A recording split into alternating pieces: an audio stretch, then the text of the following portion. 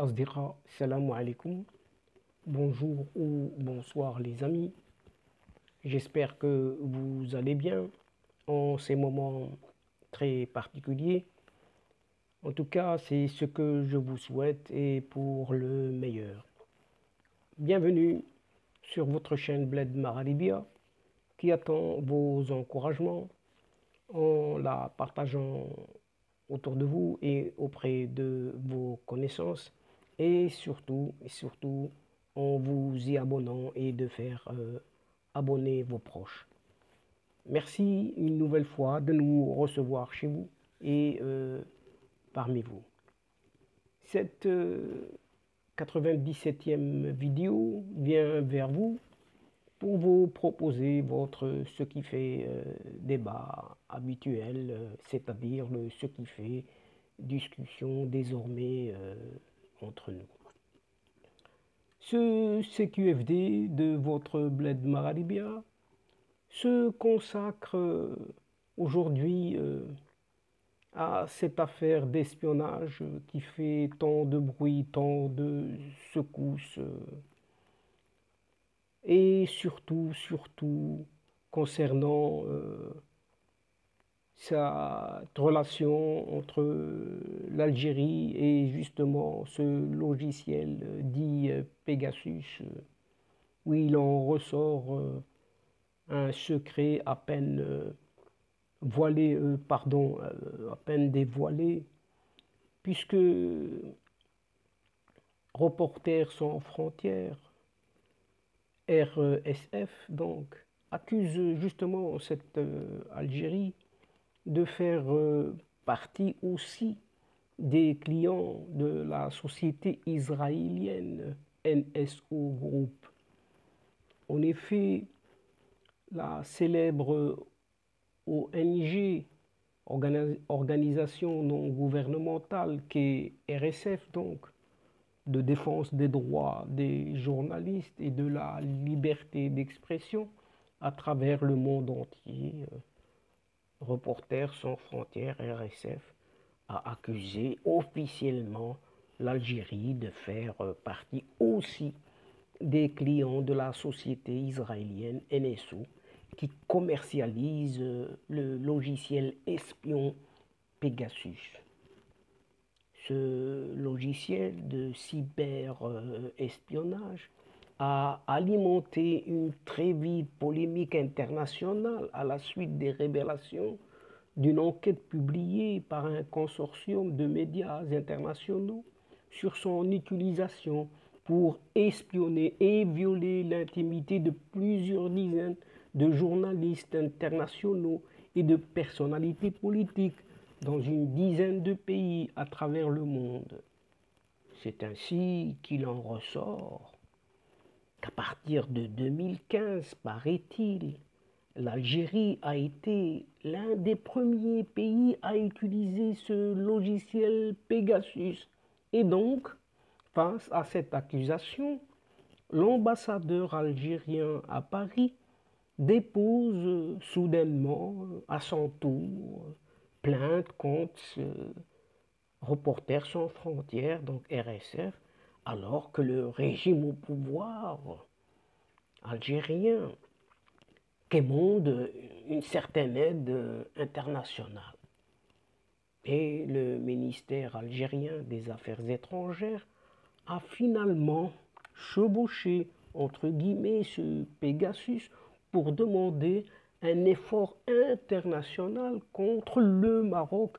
Et donc, ce régime ou ce ministère sont incapables d'assurer la sécurité nationale, car cette junte militaire abdique sa souveraineté purement et simplement sur cette Algérie.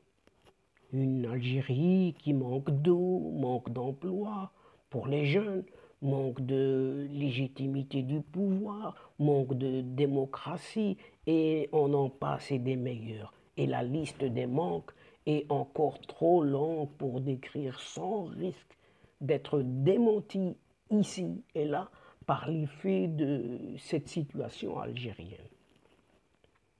Donc, effectivement, RSF, Reporters sans frontières, accuse donc l'Algérie de faire partie aussi des clients de la société israélienne NSO Group. Au moins 180 journalistes dans 20 pays au total entre 2016 et juin 2021 ont été ciblés par les clients de mouchards israéliens, ce que dénonce ainsi RSF dans un communiqué paru comme à son habitude sur son site internet depuis le 19 juillet dernier.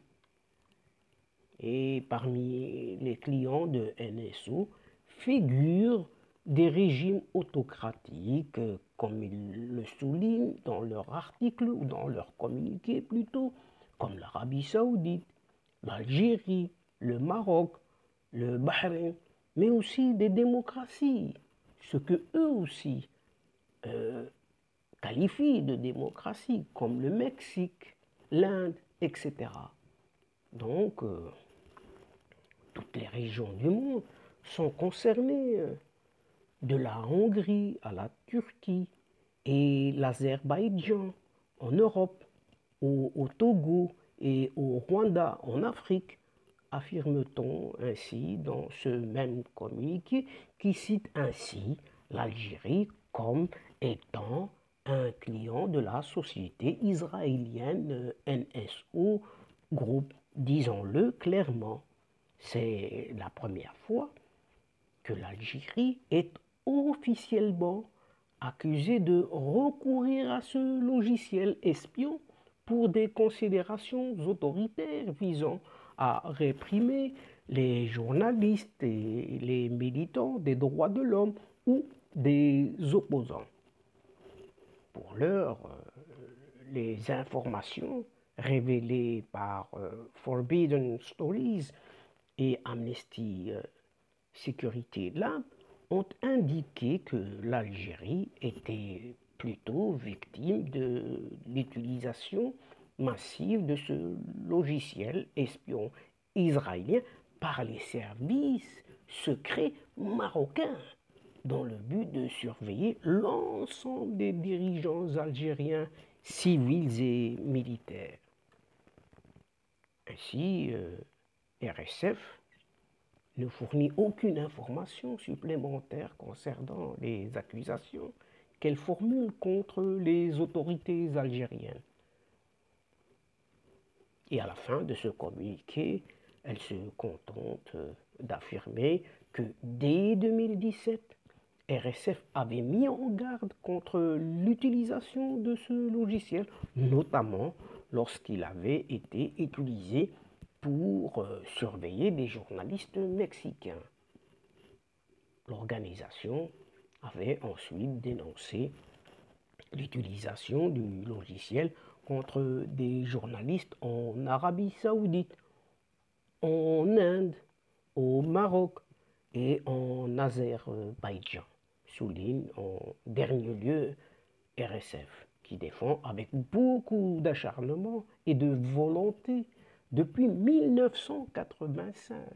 Donc ça remonte loin, la liberté de la presse et la protection des sources des journalistes. Par conséquent, l'Algérie, ici, à travers Reporters sans frontières, a été l'un des premiers pays à utiliser ce logiciel Pegasus, et ce à partir de 2015. Et face à cette accusation, cette même Algérie dépose donc plainte contre RSF via ou par son ambassadeur à Paris. En effet, cet ambassadeur d'Algérie en France a déposé au nom de son gouvernement une plainte pour diffamation auprès des instances judiciaires françaises à l'encontre de Reporters sans frontières, RSF donc, rapporte ce vendredi 23 juillet 2021 l'ambassade de l'Algérie à Paris dans un simple communiqué.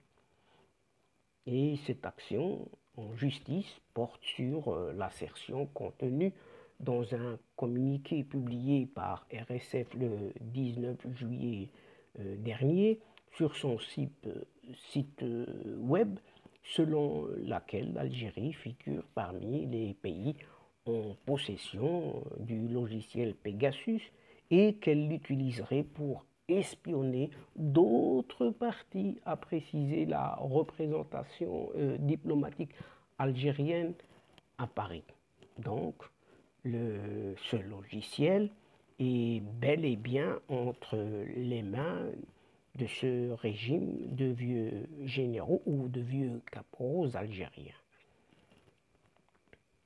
L'ambassade a qualifié ces allégations tout de même de diffamatoires et de mensongères qui sont inadmissibles et relèvent de la manipulation de RSF, connu pour son acharnement vis-à-vis de l'Algérie. Tiens, l'Algérie ne dispose aucunement de ce logiciel et n'a jamais eu à l'utiliser ni à traiter ou à collaborer de quelque manière que ce soit avec les partis détenant cette technologie à des fins d'espionnage visant à porter atteinte à l'honneur et à la réputation d'un pays respectueux de la légalité internationale, a expliqué la représentation diplomatique algérienne. Dans cette même affaire Pegasus, ce vieux régime algérien quémande tout de même une certaine aide internationale. Et dans la soirée de ce jeudi 22 juillet dernier, le parquet général algérien, puis le ministère des Affaires étrangères que dirige depuis le 8 juillet courant, ce Ramtan Lamamra, ont sorti dans l'intervalle d'une heure 2 communiqués relatifs à l'affaire d'infiltration présumée de téléphones algériens par le logiciel d'espionnage Pegasus. Le premier communiqué est tombé pour annoncer que le procureur près le tristement célèbre tribunal de Sidi Mohamed d'Alger a ordonné l'ouverture d'une enquête préliminaire sur l'existence d'un système d'intelligence informatique, d'écoute et d'espionnage ayant visé les intérêts de l'Algérie, mais aussi des citoyens et des personnalités algériennes. Sans citer le Maroc, ce communiqué se limite à parler d'éventuelles complicités internes au profit d'une puissance étrangère. Suivez mon regard. Mais alors, le parquet algérien a pris soin de s'exprimer au conditionnel tout de même, en écrivant que si les faits, objet de cette enquête, sont avérés, ils constitueraient des infractions réprimées par la législation algérienne. Fermons les guillemets. Le communiqué dont s'est rendu le département de ce Ramtan Lamamra, une heure plus tard, a choisi de réagir d'une façon qui ridiculise cette Algérie. Une Algérie qui exprime sa profonde préoccupation suite aux révélations émanant d'un consortium de nombreux organes de presse de grande renommée professionnelle et faisant état de l'utilisation à large échelle par les autorités de certains pays, et tout particulièrement par le Royaume du Maroc, d'un logiciel d'espionnage dénommé Pegasus contre les responsables et citoyens algériens, ainsi que des journalistes et des défenseurs des droits de l'homme à travers le monde, écrit le ministère algérien des Affaires étrangères dans un communiqué relayé par leur agence qui est l'APS. Passons sur l'incongruité liée à une réaction de l'État algérien sur la base de faits rapportés par la presse, et passons aussi sur le fait que le régime semble s'émouvoir de l'espionnage, pourtant monnaie courante depuis des lustres. Et passons là aussi sur le fait que le Maroc a démenti toutes les allégations rapportées par ces médias, et attardons-nous un tout petit peu sur ce communiqué qui a tout de même le mérite de décrire l'Algérie dite nouvelle de 2021. Et le régime algérien serait-il si impuissant à mener ses propres investigations, à même de déterminer si les contenus des plus hauts gradés de l'armée, des ministres et des oligarques, et de ce Ramdan Lamamra lui-même, ont été siphonnés par le Maroc? Un grand point d'interrogation. Ce vieux régime de caporaux, quand même, ne dispose donc pas de ressources humaines et de technologies à même d'investiguer comme cela est supposé se faire sur la base d'informations rapportées par tous les quotidiens, tous les journaux et autres revues.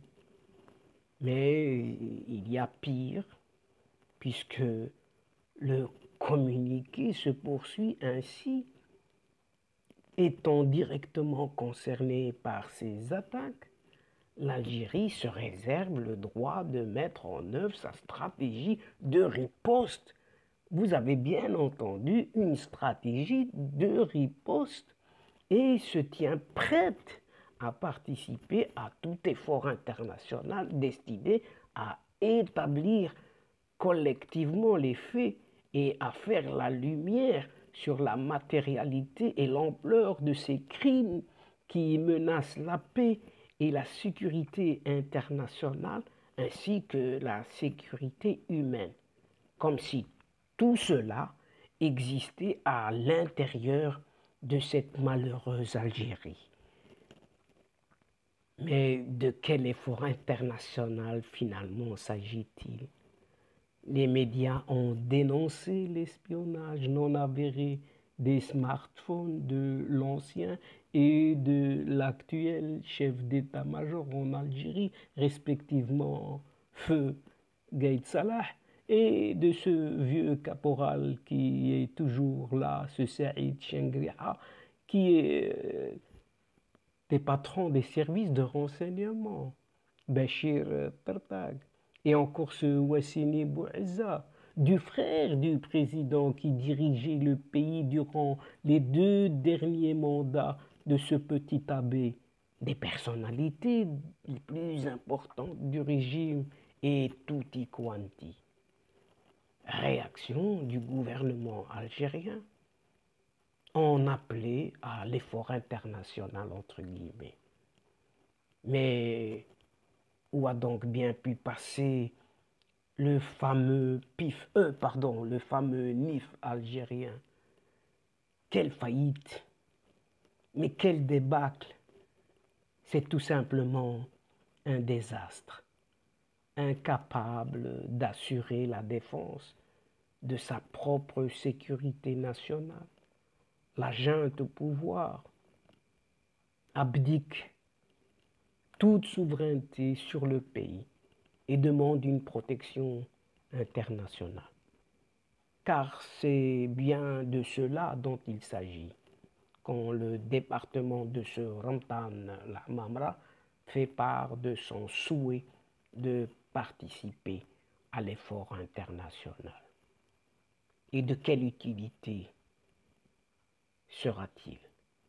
Mais quant au droit de l'Algérie de mettre en œuvre, entre guillemets, sa stratégie de riposte, cette riposte ne peut être que téléphoner d'avance, dévoiler, voiler un secret de polichinelle au regard de l'incapacité manifeste du régime à garder un secret.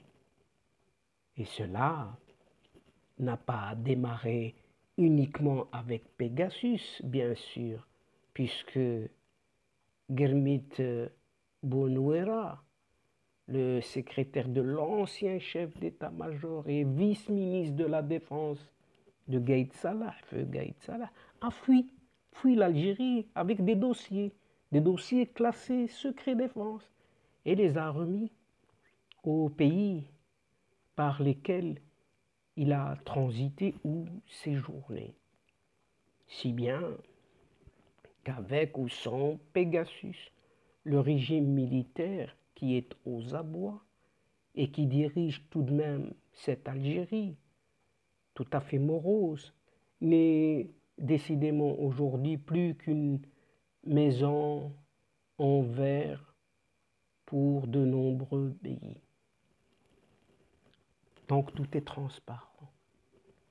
De plus, le général Abdelkader Lecham, supposé sécuriser les communications en Algérie, a acheté des équipements électroniques inefficaces, détournant au passage la coquette somme de 2 milliards de dollars. Excusez du peu. Il a été jeté en prison, de même que plusieurs hauts gradés véreux dans un climat de corruption généralisée et des généraux qui dirigent ce pays à enfoncer un pays riche tout de même en ressources naturelles, comme s'il vivait au Moyen Âge. Pour s'en assurer, il suffit de citer le classement de l'Algérie en matière de vitesse Internet. Un pauvre débit, un débit aussi rapide que la vitesse d'une tortue. Et on est gentil avec la tortue. Voilà le meilleur bouclier de cette Algérie contre toute cyberattaque venant de l'étranger, ou plutôt d'un voisin. Et Pegasus risque d'avoir du plomb dans l'aile avec un débit aussi lent d'Internet dans cette Algérie, avec un échec cuisant d'un pays à cause justement de ses généraux, pardon, de ces vieux caporaux.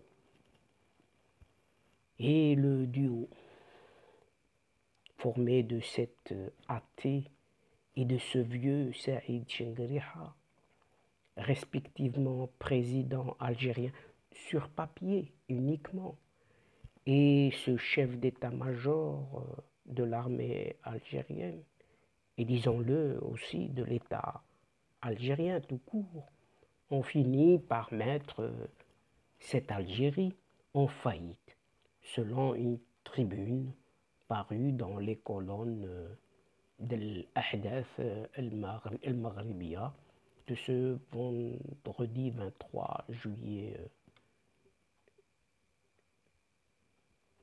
2021. Il y a quelques années, des journaux français et allemands ont écrit que l'Algérie se dirige tout droit vers le statut d'État failli, mais personne à l'époque ne s'imaginait que cette faillite allait intervenir d'une façon aussi rapide et aussi inquiétante. Ce que écrit finalement Al-Ahdath, le général Saïd Chengueriha, a été le facteur d'accélération de cette faillite, en faisant tomber le fruit pendant qu'il est encore amer. Le régime algérien n'a en effet pas su faire preuve d'anticipation et tirer les leçons du printemps arabe avec d'échouer à éviter à l'Algérie une crise multiforme, à convaincre son peuple qui le dirige vers la démocratie, comme ils n'ont fini par de le ressasser. Pire encore, le régime algérien a purement et simplement échoué à garantir la nourriture, l'eau et l'électricité à son peuple. Et le voisin à côté, disons c'est ce Marocain, a bien ri en entendant leur chef du gouvernement, son chef Saad el-Din el-Othmani, dire triomphalement qu'au Maroc, l'eau coule en abondance du robinet. La palissade qui prend tout son sens quand le voisin de l'Est, ou cette Algérie plutôt, ne voit l'eau que dans ses rêves, ajoute l'Ahdaf. Et savez-vous pourquoi? L'Algérie a toutes les peines du monde à maîtriser les incendies qui se déclenchent quotidiennement en détruisant ses forêts l'une après l'autre. Et c'est parce que ce vieillard de Chengueria, ce patron autoproclamé de l'Algérie, est tout simplement un pyromane. Ses manœuvres dites à balles réelles, sa diplomatie de pacotille, mise à nu par une simple déclaration de l'ambassadeur permanent du Maroc à l'ONU, un certain Omar Hillel. Alors, va-t-il battre les tambours en fonction de sa fausse équation? La Kabylie est un nid de terroristes, paraît-il. Et le Maroc soutient justement les terroristes kabyles, donc. C'est une nouvelle, un scoop. Mais son président, truqué, ses élections, truquées, il échouera à bien rythmer ses tambours de guerre et Al-Ahdaf de conclure que ce Shengriha n'a que sa langue pour déblatérer et ses yeux pour pleurer. Car le Maroc l'a bien vaincu coup sur coup à l'Union africaine, aux Nations unies, mais aussi en matière de bonne gouvernance dans tous les domaines purement et simplement. Et donc, chers amis, c'est ici que prend fin cette entrevue, en prenant congé de vous et en refermant la séquence d'aujourd'hui, tout en espérant vous retrouver très bientôt avec un grand plaisir, un immense plaisir, à travers votre ce qui fait débat habituel que vous connaissez maintenant, c'est-à-dire ce qui fait tout simplement discussion entre nous à chacune de nos entrevues. Un tout grand merci pour votre confiance, votre fidélité et votre patience et surtout de nous avoir écoutés jusqu'au bout. Mais comme d'habitude, je viens vers vous pour vous demander de ne pas nous oublier mutuellement en nous aidant et d'aider votre chaîne Bled Magharibia en vous y abonnant en masse, de faire abonner vos alentours, vos proches, vos connaissances, etc., etc. Mais surtout, n'oubliez pas non plus de partager autour de vous les séquences de votre chaîne. Au revoir les amis. Al-Asdiqa, salam alaykum wa rahmatullahi ta'ala wa barakatuh. À la prochaine fois et à bientôt. إلى اللقاء في حصة أخرى إن شاء الله. مع السلامة.